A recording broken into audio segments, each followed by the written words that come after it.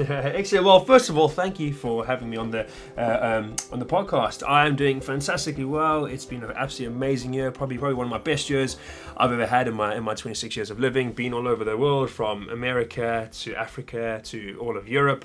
And yes, I'm Luke Bosch. Thanks for having me on the podcast. I've been at Shaw UK now for 7 years, and basically the whole story came about. I was born and grew up in Durban, South Africa.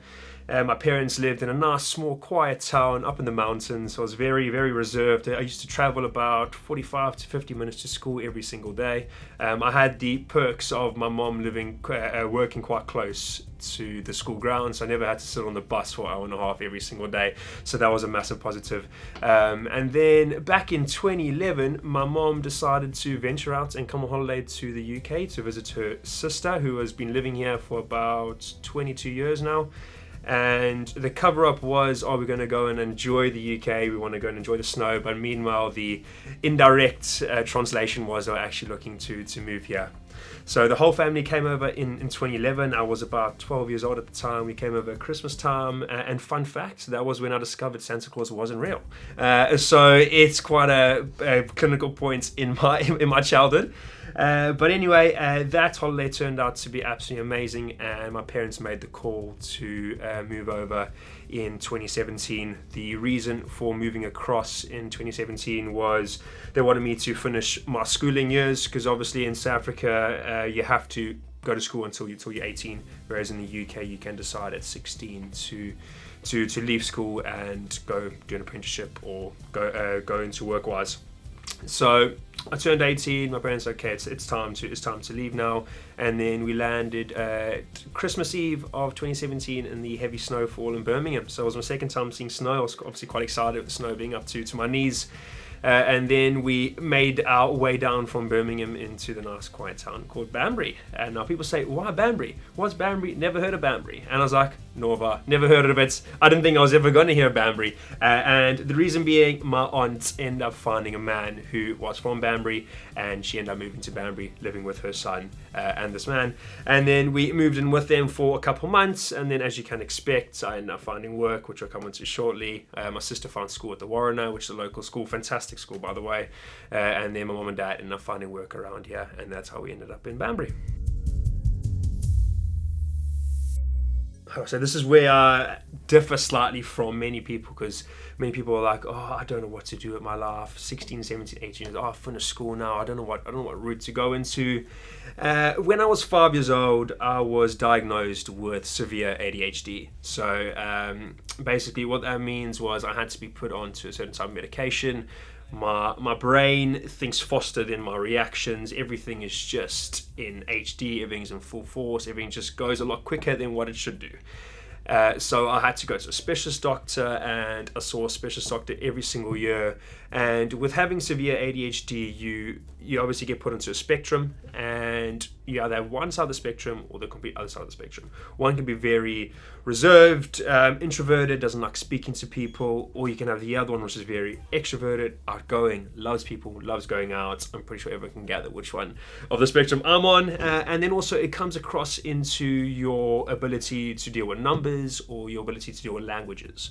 And I ended up on the numbers side of things, finance side of things, whereas the language, it wasn't for me. I wasn't the most clued up at school with regards to languages. Obviously, we had to do English, and then we had to choose a second language. So I chose South Africa's second language, Afrikaans, as well. I was absolutely horrendous at that at school. And I went down the finance route. I did chemistry, physics, maths, accountancy, engineering, obviously with all the angles.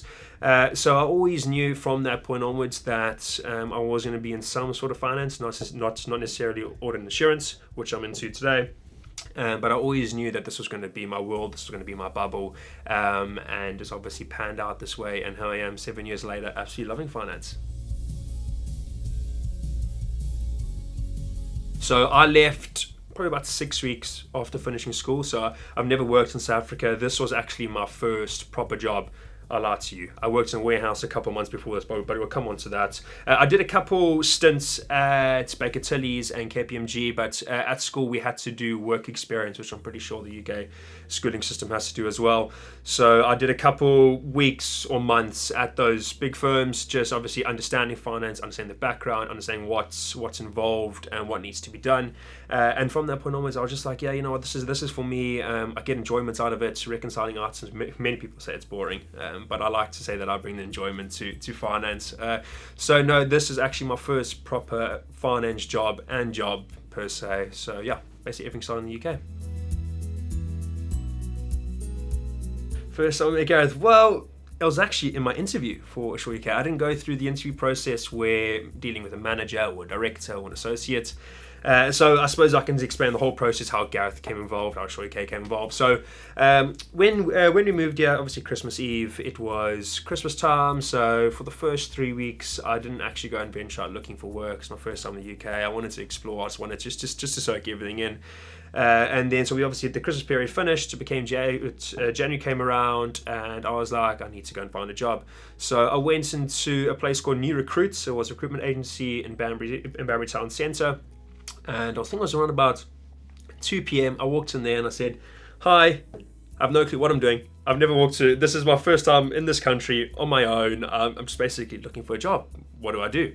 And they're like, what you looking for? So I filled out the form. I said accountancy, finance is my route. And then they said, oh, we got a warehouse opportunity for you from 3 p.m. until 11 p.m. Monday to Friday. So I said, perfect. Let me just go and do that for the time being while I'm looking for an accountancy job. So I picked it up, and an hour later, in the warehouse with my orange Harvers, yellow Harvers, and packing shelves. So I did that for 4 weeks, and in those 4 weeks, I actually completely forgot the agency that I went through to find Gareth, but I went through another agency, a recruiter looking for it. They specialize in finance.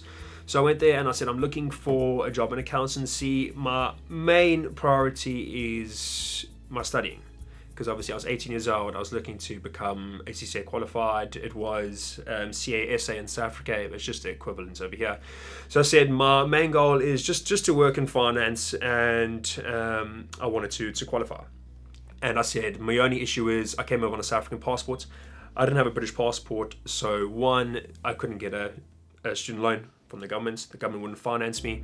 And then also the apprenticeship schemes as well, where the government pays a portion of the apprenticeship fees and then the employer pays a certain portion as well.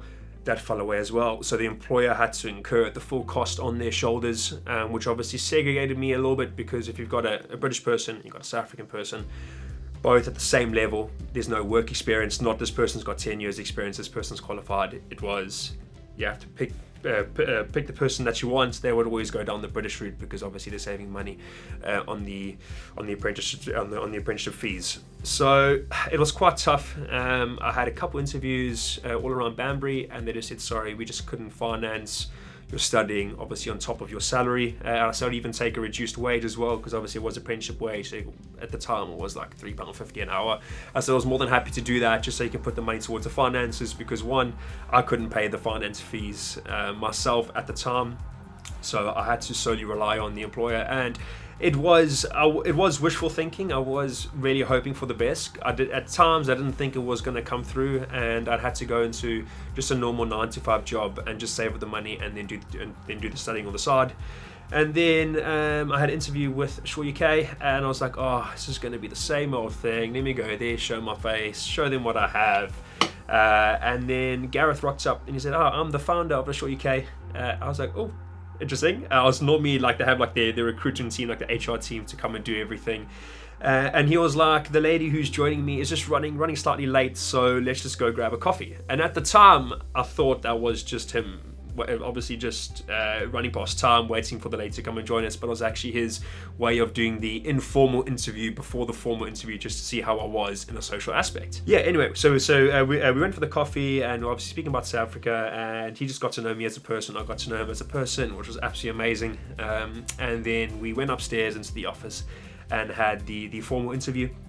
We went through all the processes, what's required, obviously my marks. And another negative thing against me was I had a South African certificate with my exam marks on. Obviously the educational system in the UK is different to the educational system in South Africa, so you had to pay a fee to get your marks changed into UK standards, and then they can obviously compare the two. So I also had that working against me, whereas it was unknown territory to employers, because they see, oh, Luke's got 79 for this, but what does that actually mean knowledge-wise in the UK? So that also worked against me at times.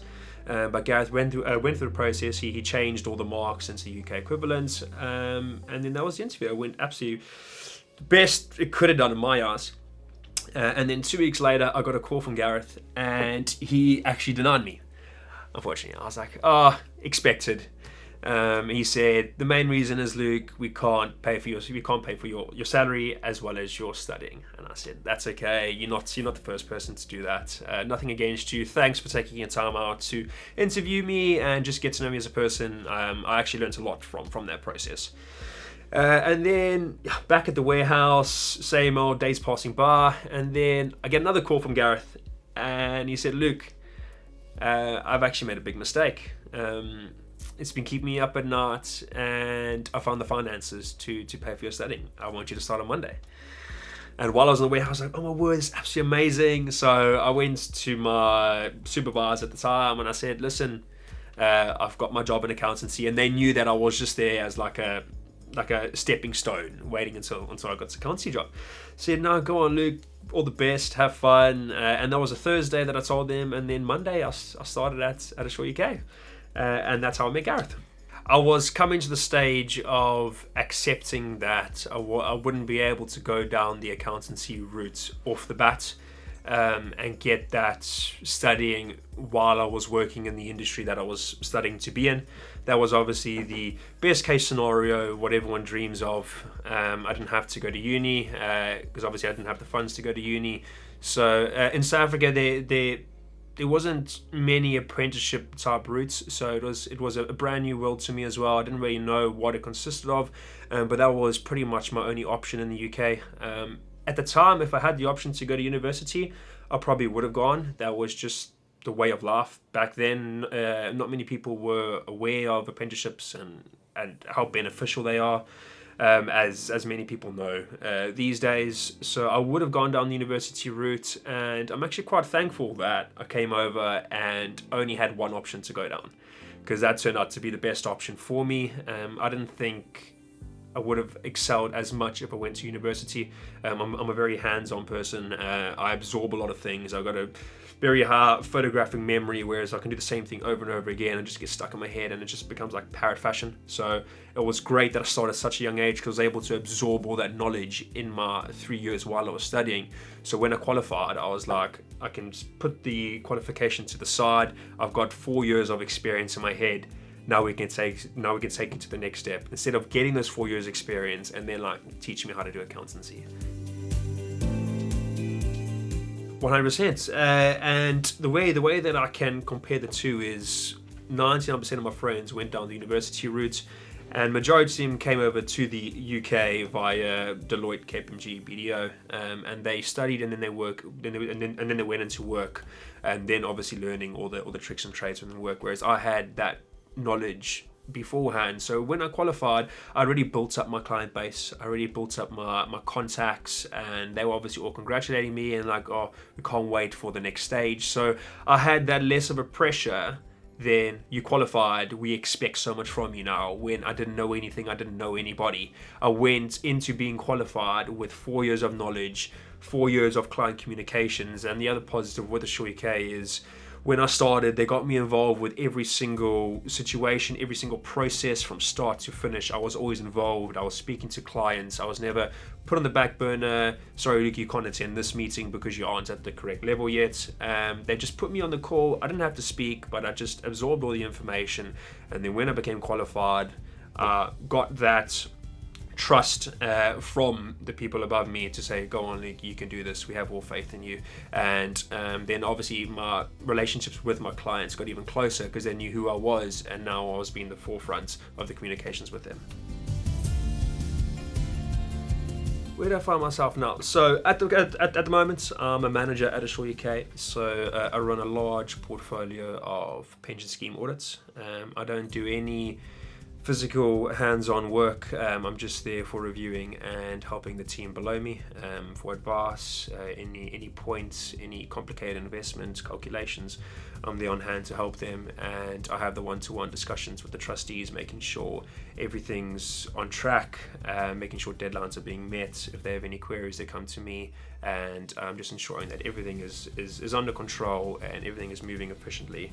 And that's from January to December. And then ever since I qualified, I also went down the sales and client relationship route. Just given my nature. So I'm heavily involved in the sales of Assure UK, so helping bring in work, just publish Assure UK's a name out there. So that consists of, actually, it's a funny story how I got my first client conversation really. I'm heavy into sports, given obviously being from South Africa, outdoors. I had a huge shoulder operation from playing baseball, and I reached out to a couple clients via LinkedIn before the operation happened. Obviously not expecting much. Just say, hi, I'm Luke Bosch, I'm manager for UK. I would love to meet up, just go for lunch and just explain Assure UK to you and how I can help you and you can help me. We can grow our relationship in the work environment and also personally. And then I had my operation on my shoulder, and 3 clients messaged me the day after my operation saying, hi Luke, let's meet up. So now I'm lying in a hospital bed, and I'm like, it's my first time doing sales. I've just reached out to these clients, and now they said they actually want to meet me in person while I'm sitting in a hospital bed. It was like wrong place, wrong time. So I was like, I don't know what to do now. I don't want to tell them I'm in a hospital, because the next thing they're like, okay, cool, let's move on and just look for another person in the industry.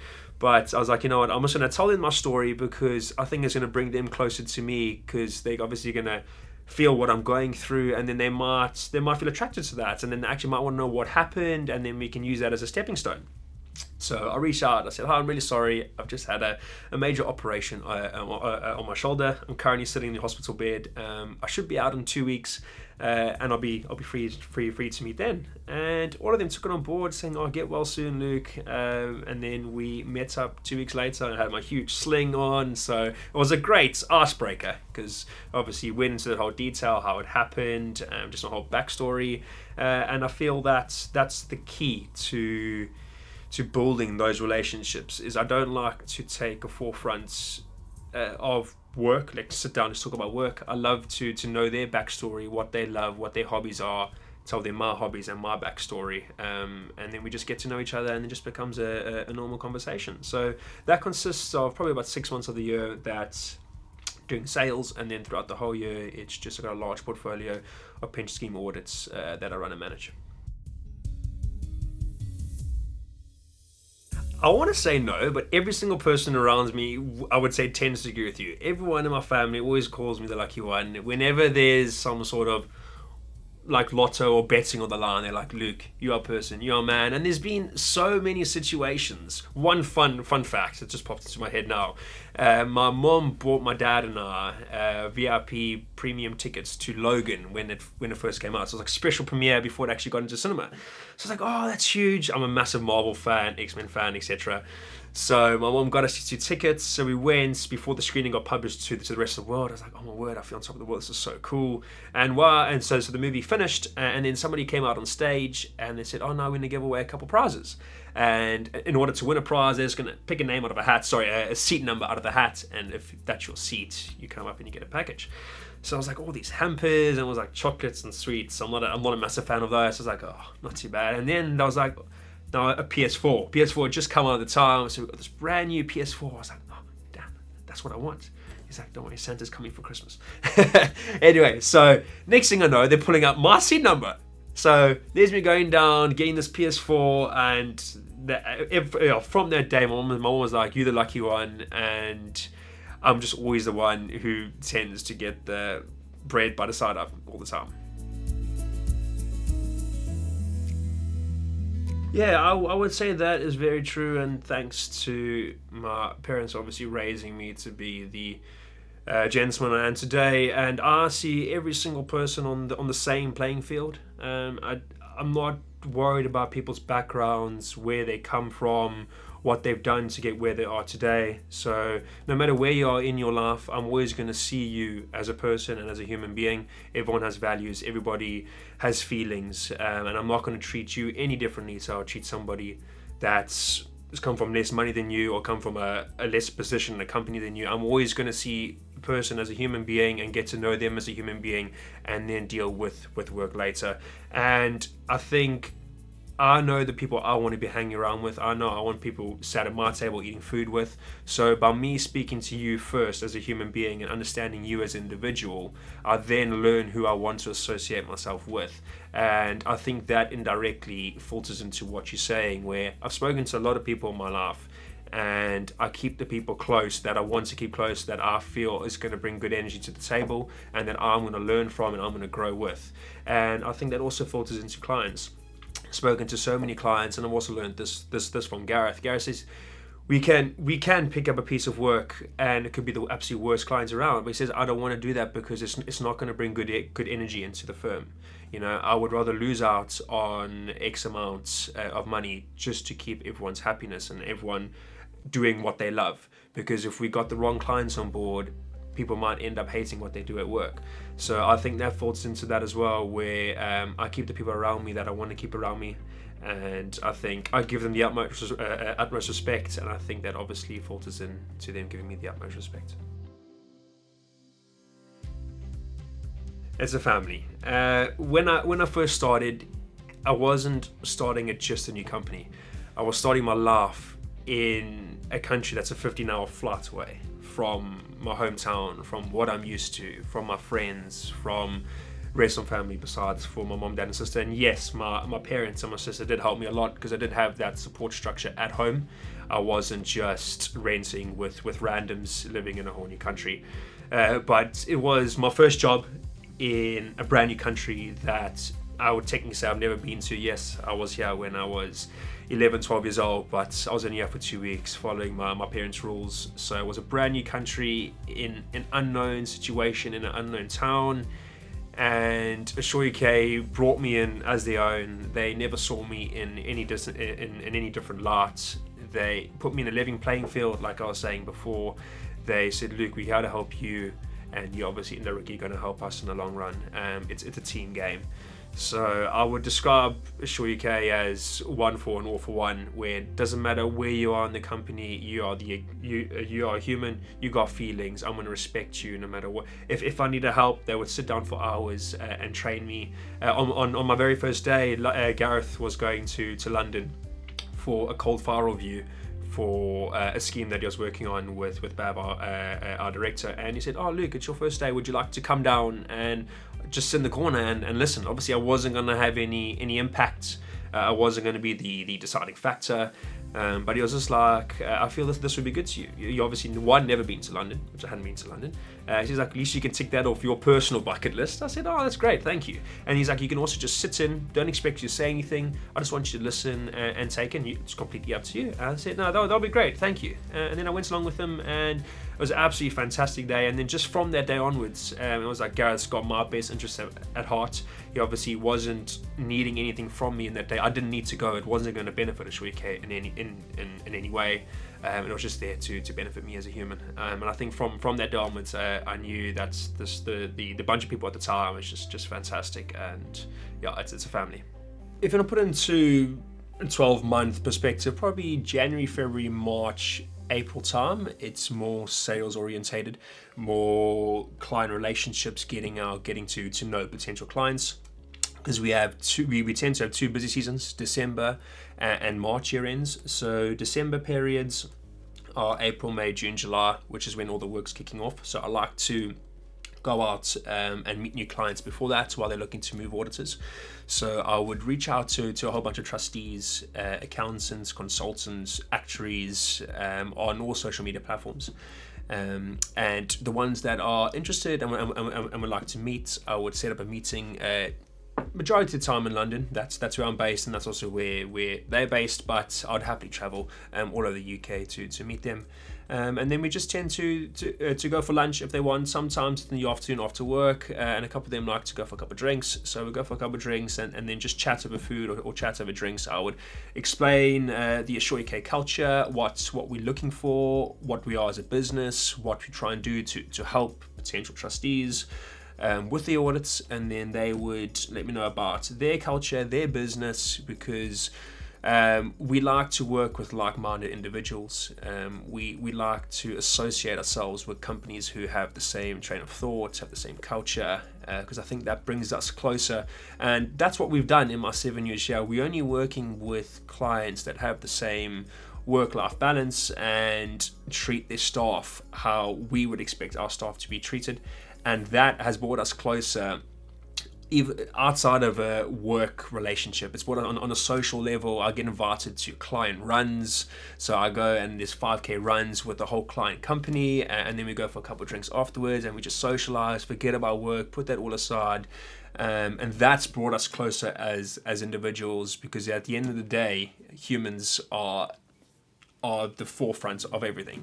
People's feelings need to be looked after, and people just need to be valued and cherished, and that's exactly the approach that we take. I value all my clients with the utmost respect, and then obviously they do that back with our company. And then after that, so I would have the meeting the following day. I would follow up. I would say thank you so much for obviously taking time out to meet us today. If there's any action points that we can follow up on, I'll then get those investigated. If they had any questions that they want to answer, if there was any difficult industry questions that are coming up that's potentially going to affect the pension scheme, I would go away, do some research, and then pass that knowledge on to them. And I'll also offer our services if they're having any issues with other auditors with regards to certain situations in the audits. I said, please feel free to give me a call free of charge, and I'll give you a second opinion. And quite a few of the trustees have taken that on board, and they give me a call and say, Luke, what's your thoughts on this situation? I've got this current situation with this auditor, and this is what they're saying.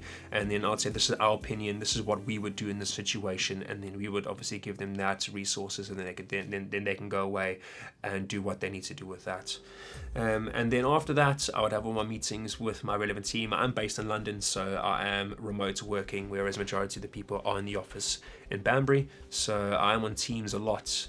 Obviously having one-to-one calls with the team. I do make sure cameras are always on, because I love to bring that in-person feel to it. And then, majority of the day is just helping them with queries and sitting on trustee meetings, making sure the trustees are happy, making sure deadlines are being met, making sure work is being passed over when work should be passed over.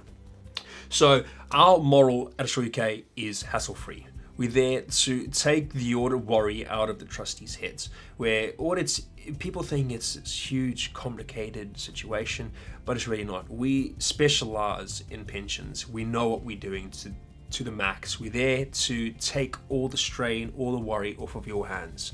Yes, we're going to have calls every now and then, but that's our calls, just updating the trustees, just to make sure that everything is on track. There's nothing for them to worry about. If there are concerns, we raise those concerns early in the process, just so we can get everything resolved. And again, it takes the strain and the stress off the trustees' shoulders when we know we've got a deadline next week and they've got all these issues that have just arisen. So what we do before the audit starts, so the trustees have got, okay, I've got my audit starting for this year end, and we set up a meeting with the trustees before the audit starts. And that meeting allows us to identify any significant changes that have happened for the past 12 months.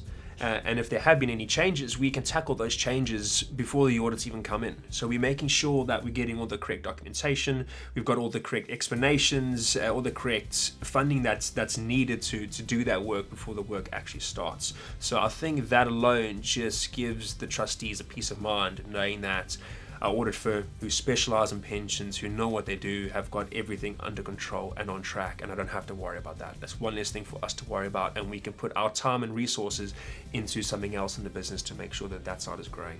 I think there's a sense of relief. They thank us via email, and what I like to do personally is I've got a few clients who are very close to me. I've got a lot of pension schemes with them. I like to set up a lunch or a drinks after all the accounts have been signed, just to say thank you in person, just to say how was the process, were you worried at all throughout the process? If you were, why were you worried? What can we do next year to make that better? Because obviously in the professional environment, things happen, deadlines do get missed in certain situations. That's perfectly normal, but why? We have to sit down and figure out why was X, Y, and Z missed, and what can we do next year to prevent that from being happening. So even though if certain things are missed, we would confront the trustees before the deadline gets missed, just to notify them, and then afterwards we provide explanations as to why this happened and what we can do next year to get those resolved. So the trustees are kept informed throughout the whole process. So I think just that constant communication relieves the stress, because I think the stress occurs when you don't know what is going on in a certain situation, and I think that's in any single form of life. Whereas we like, this is okay, this is under control, we've got this is where we are in the process, and I think that alone just keeps them at ease. So Gareth's motto is fixed fee, no nasty surprises. So at Assure UK, in pension scheme audits, we quote one fee to yourselves, and that fee is fixed for 3 years. There is no overruns. So whatever fee we quote at the proposal stage is a fee that's going to be fixed for the next 3 years of your audit. If the audit overruns or there's additional work that's required, there won't be any additional charge on that, and then after 3 years we will then review our fees, and then we'll also, so then there'll be a small fee increase, and then that fee again will be fixed for 3 years. And at my 7 years here, that has been the case. There has been no overruns. We've never charged any additional fees to any clients. And for new clients, after the first year, like, thank you so much for sticking to the fee, and then the following year they're like, oh, thanks so much for keeping the fee. But I was like, well, that's what we promised you. We had to make it hassle-free, no nasty surprises for yourselves. No, so in my 7 years, to my knowledge, we have not lost one pension scheme audit due to bad services, bad to retendering services, to fee increases, anything along those lines. We haven't lost one client. At the time, I was the only one to have lost a client, and that was they went to an audit firm who was cheaper than ourselves, and then 3 years later they came back and saying, sorry, we made a bad decision. Cheaper is not always better, and we would like to pay the fee that you quoted originally. And at the time, that was 3 years ago, so there was obviously a small inflation amount added on top of that, but we're like, this is the fee that we can do it for, because we do the audit to what we know we can do it to. We're not there to rip trustees off. We're like, this is what we can do it, this is the fee that we're going to charge, this is our best offer to yourselves. And they left for a cheaper fee, and they came back 3 years later to say, sorry, we think we made a mistake in that situation. I would get to know them as individual first. I would like to know their hobbies and interests, just so I can break that barrier of uncertainty. He gets to know me, he gets to know my interests, I get to know his interests, and then by knowing his interests, I can then filter into any difficult situations that he's having at work, and I would focus on that, and I would target how we can improve that situation. What's going wrong? Why did it go wrong? And then I'll give him solutions to those situations, and ensure that if this is your issue, we can do this. And why we're doing this is because it's going to resolve this issue that you have. And then after that, we would say this is our process going forward, and I would just build on that, and then just build on the client relationship from that point onwards. At my 7 years here, the amount of issues that I found that have helped the employees of the pension scheme. So I'm talking from a pension point of view now. Obviously, audit is a legal requirement; it needs to be done. And some issues that I have found over my 7 years, employees are not being paid the correct pension. Their money has not been invested in the correct way. And then after further investigations, it turns out that these employees are due back payments.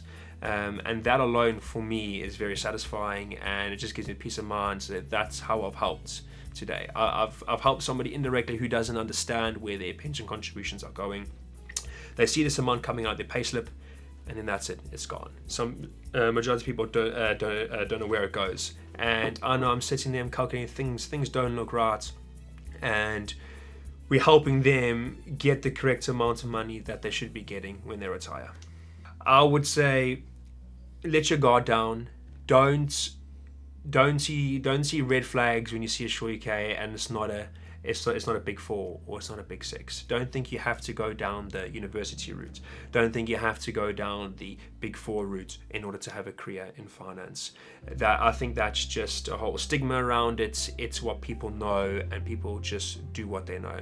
Step outside of your comfort zone, and Assure UK would generally change your life like it's changed my life. On top of the work-life balance, you've got such a friendly environment. You've got a family at Assure UK. You got the growth from starting off at an 18-year-old to me being 26 now. I'm running a whole pension audit from start to finish. I'm out speaking to clients. I'm running closing meetings. I'm sitting next to directors when they're signing accounts, helping them through the whole process. And I feel outside of Assure UK, I would not have been given the chance to do that. So I think don't see it as an opportunity that's gonna stop your growth. Assure UK is probably one of the greatest things that have happened to me since I've been in the UK, for sure. And I think you're gonna feel the exact same way if you had to join. Especially with providing audit insurance services, we are coming from both angles with regards to audit. So you've got the audit side where we are focusing on the numbers. We're making sure that the correct benefits are being paid out to members, the contributions are being invested correctly. But then we also got the insurance side of things, where we're learning the internal controls and the reporting within the company that's running the pension scheme. So yes, we've got contributions coming in, yes, we've got contributions being invested, but how are the contributions being, how's the money coming into the scheme, how is the money being invested? And then we are reviewing those processes and ensuring that those processes are correct for those monies to flow through. And obviously nowadays, with all the cyber attacks and with all the IT things that are going on, we are reviewing those controls to ensure that members' data is secure, that the chance of it getting leaked are to a minimal. Obviously it's hard to eliminate any potential risk, but we're learning both sides of the thing. So we are ensuring that everything is done correctly before payments are being made, and then the audit side is we're making sure the payments are being made correctly and to the correct individuals. So I think that, compared to the big 4, we just solely focus on audits, is a huge advantage. And also at Assure UK, we niche, we only specialize in pension audits, whereas at the big 4 you are going in between so many different departments, and you're actually not just focusing on one sole purpose. So I think that's a huge advantage of Assure UK. So I think the biggest positive from that is because we specialize in pension audit. We know what questions to ask. We don't ask loads of unnecessary questions that overwhelm the trustees and overwhelm accountants. We know what is required in a pension audit, and those are the exact questions we ask. So once the take-on process has been completed, we will then suggest to have an onboarding call with the accountant, with the trustee, with the actuary, with ourselves. So we've got all the parties involved in the audit all on one call, and we get to know each other, we get to understand each individual's role and understand what they're going to be doing on the upcoming audit. We then discuss with the trustees what's required from them, what we need from them from the start. So if they have any questions, if they are uncertain in any situation, they can always ask us, and we've got that time on our hands to ensure that all the correct information is passed across. Same with the accountant. Very early on, we're requesting all the previous year's information, and by us requesting all the previous year's information, before the audit starts, we review that. So we have an understanding of the clients, we have an understanding of what's within the pension scheme before the actual audit starts.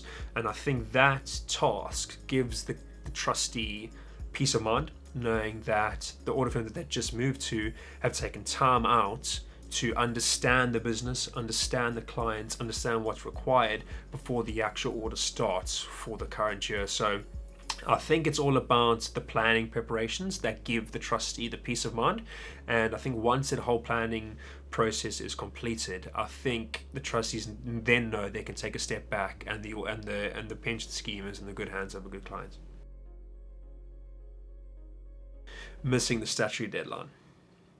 And at Assure UK, we have not missed a statutory deadline on our shoulders, so we have not been the cause of any statutory deadline being missed.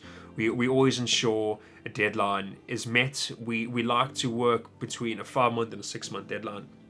Nothing after 6 months. Obviously, audits do do take a little bit longer than expected, but majority of the time it's never on our shoulders. We will be always there, we're always proactive. So I think the biggest worry for a trustee is missing the 7-month deadline, and we give the trustees all assurance that the deadline will not be missed. In some situations the order overruns past the 7-month deadline and it's out of everyone's control, whereas recently, and there's a lot of going concern issues, employers are becoming under financial strain due to the current markets. So some employers can't finance the pension schemes. So a lot of the pension schemes that are in a deficit, the employer needs to contribute into the pension scheme to reduce that deficit. And a lot of the times the employers can't pay their deficits because of the current financial situation. So we have to assess the scheme on a going concern basis. And and most of the time the employer can't pay. So then we have to have discussions to see if the scheme is going to go under or not. And that tends to go past the 7-month deadline, resulting in the scheme obviously not being signed up before that deadline. But throughout the whole process, the trustees are aware, the audit firm's aware, the accountants are aware, so everyone is expecting it to happen, so it doesn't come as a surprise. So it's not the trustees' worst nightmare, because it's common knowledge to everyone around the table.